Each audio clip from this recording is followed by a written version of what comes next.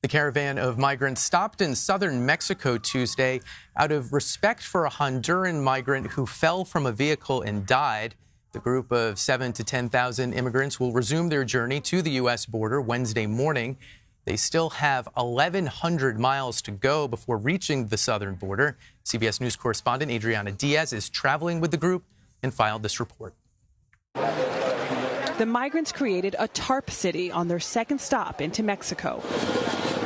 Entangled, emotional, and exhausted. The mass exodus, organized by activists in Honduras, is believed to be the largest migrant caravan on record. An estimated 7,200 people, 5 times the size of the last one in April. Most tell us they're fleeing extreme poverty, but that's not a condition for asylum or refugee status in the U.S. Last year, the U.S. sent more than $300 million in foreign aid to Honduras, Guatemala, and El Salvador. This year, that aid was slashed significantly. Today, most of the caravan idled in Huixtla, Mexico, for a day's rest. It was a needed break for Veronica Vasquez. Her baby is sick, and yesterday she lost her brother in the crowd. There are people in the U.S. that think it's irresponsible for mothers to bring children here.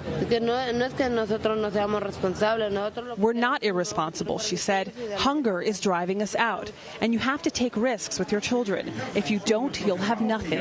How long did she not eat for? A whole day. As we were talking, a boy sat down next to her. She's getting emotional because she just found her brother. Families are losing track of their children in the caravan, but Vasquez is willing to take the risk. What would it take for you to go back to Honduras? ¿Qué tomaría volver a Honduras? No. She said there is no turning back now. She has crossed too much ground. She has dealt with too many dangers to get this far, and she has to get to the United States. These migrants plan to start up again tomorrow morning. Now, a second smaller caravan that also formed in Honduras is already in Guatemala, headed to the Mexican border. There are also reports of other caravans being formed in El Salvador. Brook. Adriana Diaz, thanks. CBSN Originals correspondent Adam Yamaguchi has reported extensively on immigrants traveling through Central America to the U.S. He joins us now. Adam, help paint a picture. What have you learned about the folks making this trip? Sure. One of the things that we should sort of remember and put into context here is that this has turned into quite the spectacle. A lot of people are really paying attention to these caravans, but this represents a small trickle of the massive numbers of people who are making their way up the Central American Isthmus to ultimately try to get to the U.S. These caravans are also highly organized. There are about 2 of them each year, and I covered one back in the springtime. And you know, one of the things that I learned along the way, you hear these heartbreaking, heart-wrenching stories from people who are fleeing all manner of poverty and violence and whatnot. Now, these caravans are specifically organized to help people move in relative safety on what would otherwise be a very dangerous trek to get to the U.S. to seek asylum, which is a very, very specific and highly restrictive sort of classification of protections that are afforded to people who are, at risk of suffering from religious, racial persecution or from, political beliefs. But not simply for being poor. Not simply for being poor, and not simply for being in a place that's racked by gang violence. And a lot of people that I encountered didn't really understand that. They thought their story was good enough. Right. Only to find out when they reached the border. Right. And when I spent time in Tijuana, where ultimately everybody coalesced, just days before or hours before they're about to cross to the U.S. border to make their case for asylum, many of the people that we spoke to still didn't quite understand what they had to say, and so there was a lot of coaching involved. So this is it's a very highly organized. Coaching from the organizers. Right.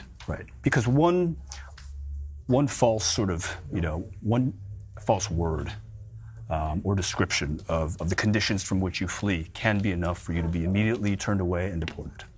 There's been a lot of debate about where exactly these migrants come from. And I want to play a clip from a documentary you did previously on specifically the Darien Gap that shows why the answer to that seemingly simple question can be quite complicated. Hi, Adam. Andres. Andres? What country? India. India, wow.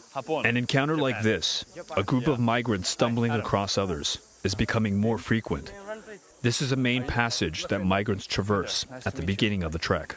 So you guys, airplane from India to Colombia?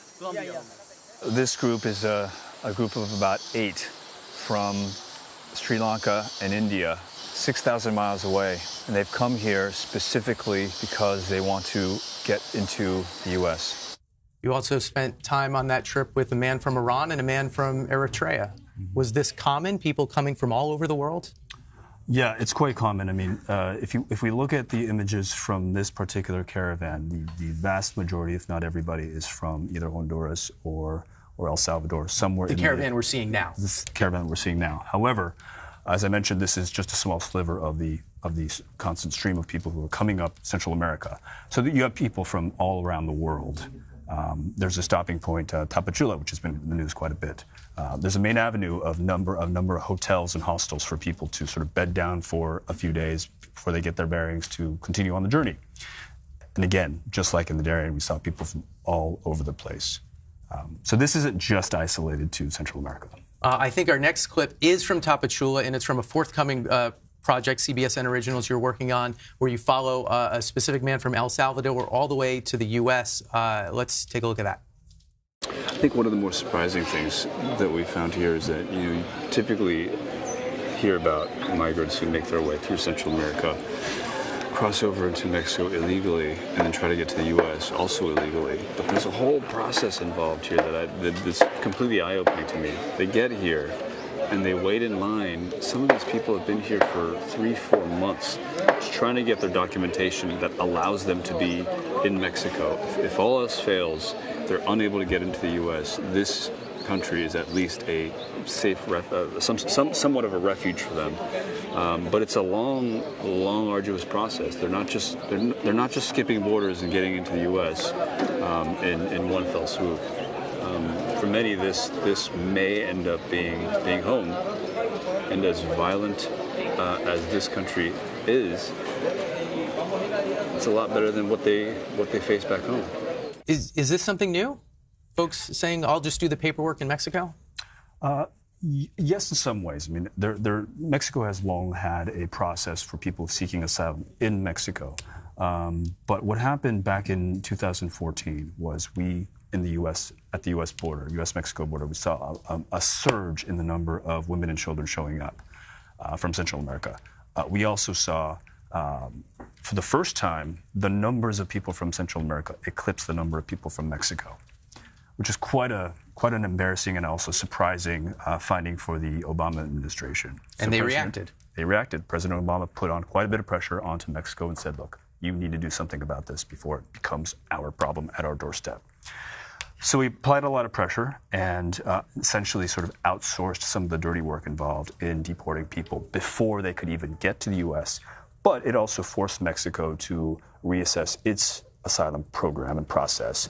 And under quite a bit of criticism from humanitarian groups, Mexico decided, okay, we will formalize our processes and allow more people to stay. And as I said at the tail end of that piece, Mexico isn't a place that you would necessarily think that people would seek refuge. But as violent as it is, but the levels of violence that you're seeing in Honduras and El Salvador far eclipse per capita than what you see in Mexico. So that becomes home for many people.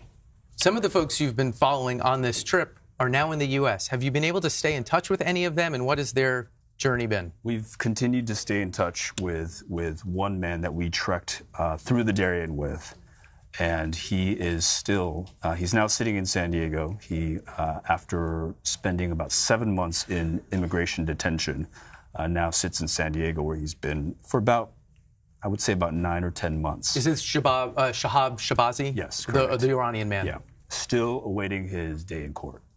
And does he face the ban the president put in place, which includes Iran? Is that part of his problem or not? I don't know what the particulars of his specific case are, but what I can say is that he has clearly been caught up in the massive backlog of immigration cases that are well into the hundreds of thousands. So what he faces is, I would say, fairly typical. Okay. Adam Yamaguchi, so much great context. I'm glad we were able to have this chat. And a programming note, we stream episodes of CBSN Originals every Sunday. Remember to tune in each Sunday evening at 8 p.m. Eastern, or you can watch the documentaries we've been talking about in the show today anytime you like at cbsnews.com.